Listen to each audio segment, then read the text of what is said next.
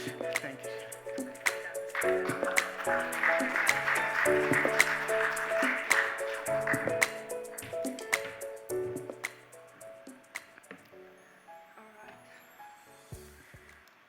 All right, good afternoon, everyone, and thank you to BFAP for inviting us. I'm Shannon.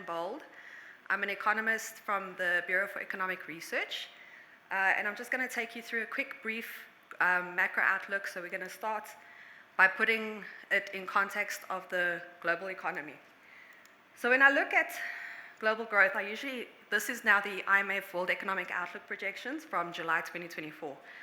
And I always like looking at it in a heat map style because you can immediately see what is standing out, what economy is doing well and which ones are not faring as well. So the first thing that should stand out for you is that in the US, they've been they've been in this green area for quite a while, performing well, but that is going to slow down going into 2025. I think a lot of that has to do with a cooling labor market and a lot of fiscal tightening happening in the economy. Whereas in Europe, it's going in the opposite direction, from red to more orange. So it seems to have bottomed out, but there are a lot of countries still in the Eurozone that are struggling. China, even though we had a disappointing second quarter data outcome, it looks as though they're on track to reach their 5% target, although the property sector does remain a major risk for Chinese growth. And we do expect it to come out below 5% in the out years as well. The one that should stick out for everyone in bright green is India. I think they are definitely the rising star at the moment, and it has a lot to do with consumption catching up, particularly rural consumption. They have quite a big informal economy that seems to be growing the economy at the moment. This is the South African forecast from the IMF. It's not the Bureau or the consensus forecast. The IMF is a lot more pessimistic than what we are, and they have revised their 24 and 25 growth projections lower on disappointing outcomes in the first quarter of 2024. But we are hoping for some light at the end of the tunnel. In terms of global inflation, we like to look at it in a number of themes. So overall inflation, global inflation is slowing, but the pace does seem to be also not as steep anymore. If you look at food inflation, it seems to have moderated significantly from the record highs it had last year. On oil, even though this is coming down, this is one of the biggest risks to inflation, both for the global economy and the domestic economy. On the wages side, there's signs of a slowdown, and this is particularly the case in the US, and this is why the Fed interest rates are hopefully coming down in September, so we can also start. Housing and services inflation are the sticky areas in advanced economies, where if we now bring this to South Africa, food inflation seems to be following suit. Oil, also a risk for our own outlook.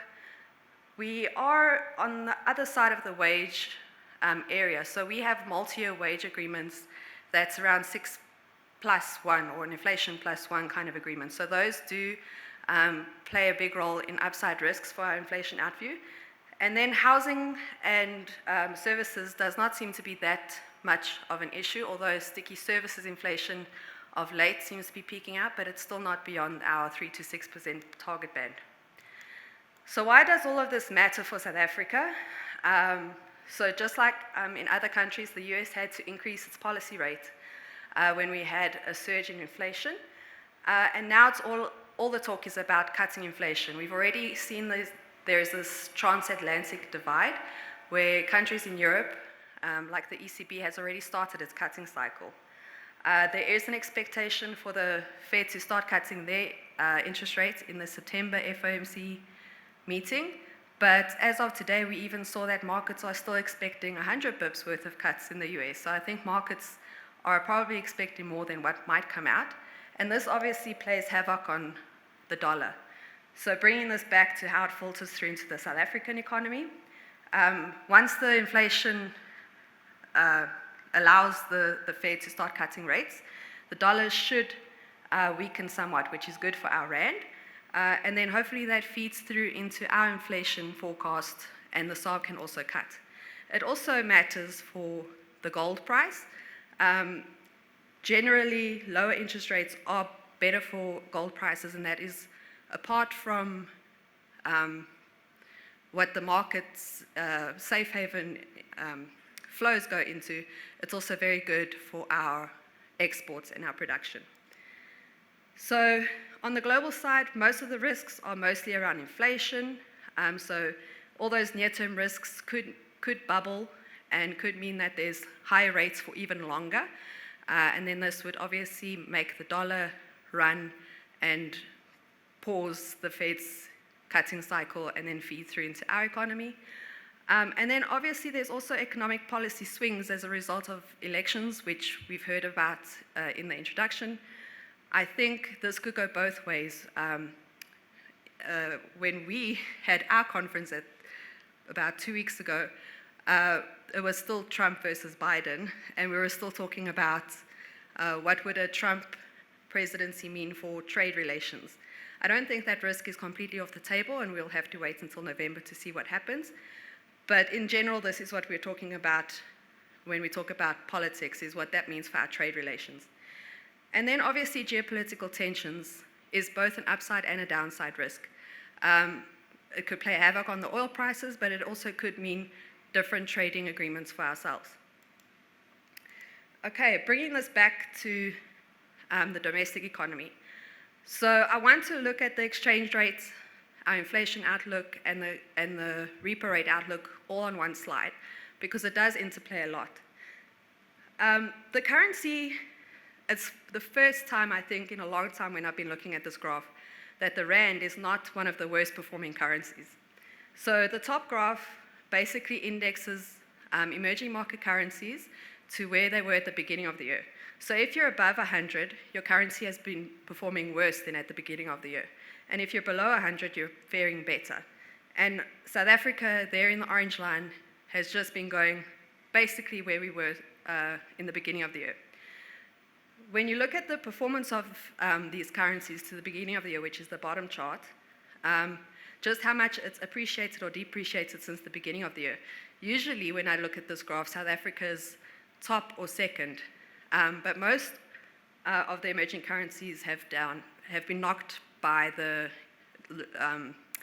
higher for longer narrative in the US, where the South African currency has actually outperformed these emerging market peers, and that is largely on the back of the Government of National Unity. There were a lot of wobbles before the election, but the rand, the credit default swap, everything has come together very nicely since the formation. So I think financial markets usually lead what's going to happen in the real economy, and I think there is something that we can start getting excited about, but it's all about timing. What this means for inflation, I think these two graphs are headline at the top and core inflation at the bottom. We're very close to the SARB's July forecast. We're seeing inflation coming back into the middle of the target band by the end of this year, in quarter 4, in September particularly. A lot of categories has helped us to get there, food inflation being one of them, and then fuel inflation also coming together very nicely. This is obviously not what households will feel in their pockets. This is just where we are from a year ago. And we're hoping to see the SARB cut by 25 bips in the September meeting. So starting their modest cutting cycle, we're expecting 100 bips in total to come through in the next 4 meetings. We have also started talking about there being a risk of them even front-loading these cuts. I think households are under severe pressure, and although it's not their mandate to support growth, I don't think they can really ignore that any longer. Now just to look at GDP, so first from the expenditure side, the one area that shocked us in the first quarter GDP data was that household consumption expenditure contracted quite a bit, and it pulled down overall GDP a lot. The only saving grace was imports. The fact that it contracted actually means that it contributed positively to growth. And I think that's both the exports and the imports figure is indicative of the port issues that we're experiencing. I think also in the first quarter we did have a lot of load shedding issues, which was also playing a role in both the expenditure and the production side. On the right-hand side, what we do over here is that we take investments, so gross fixed capital formation, and in the dotted line, we're stripping out machinery and equipment. Machinery and equipment is a proxy that we use for investment in solar, and that's basically been what's been buoying the economy up until now. If you look at that dotted line, we're basically back at the same levels at the peak of COVID. To be fair, all categories of gross fixed capital formation are below where we were at the beginning of COVID, but we are quite positive that from next year there should be a surge in investment, especially non-renewable energy investment. From the production side, the agricultural sector made the largest positive contribution.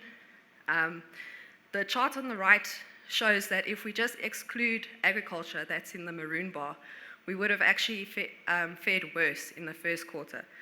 The industries, so the secondary industries, did not perform very well in the first quarter. We have to remember though that in the first quarter we still had load shedding, and it was worse than at the end of last year. But we are expecting this to show in the second quarter data that it's not as big an issue.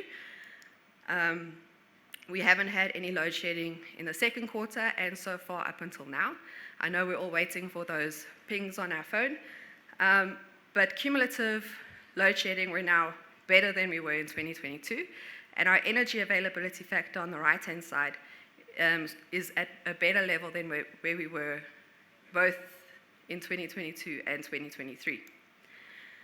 So this should have a positive impact on industrial activity, consumer spending, although this is a little bit more challenging to unpack, because typically when there is load shedding, households will go to restaurants or hotels because they still have to eat.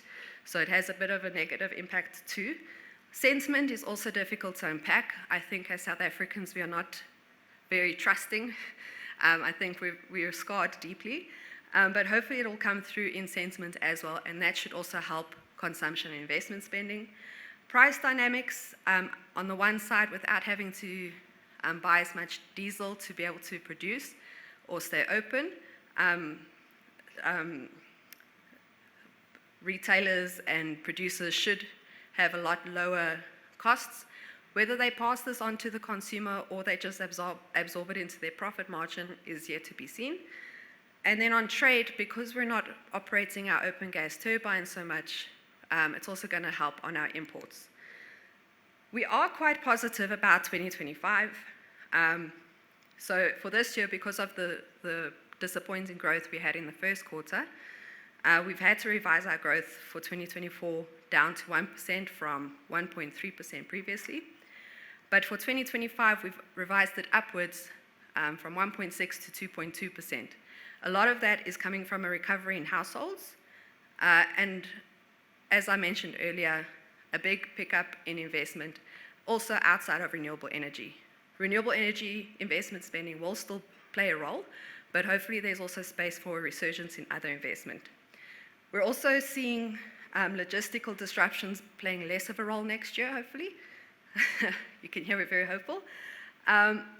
Sentiment, as we've already seen from the financial markets, will hopefully feed through into consumer and business sentiment. We also saw in our second quarter surveys that there was a lot of comments around they're waiting to see what the outcome of the election is, both on the consumer and the business side, but their financial position doesn't seem to be as bad as you would expect.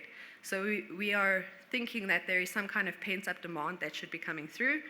And then, as mentioned, the stronger rand, lower inflation rates, and some cuts coming through should also be supportive for real household income.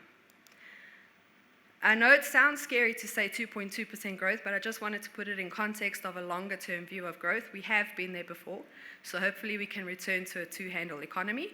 I just want to stress, though, that beyond 2024, we are still nervous to peg growth above 2%. It's still hovering around or below 2%, because we also want to see some kind of permanent positive changes come through before we can lift the medium-term growth outlook with more confidence.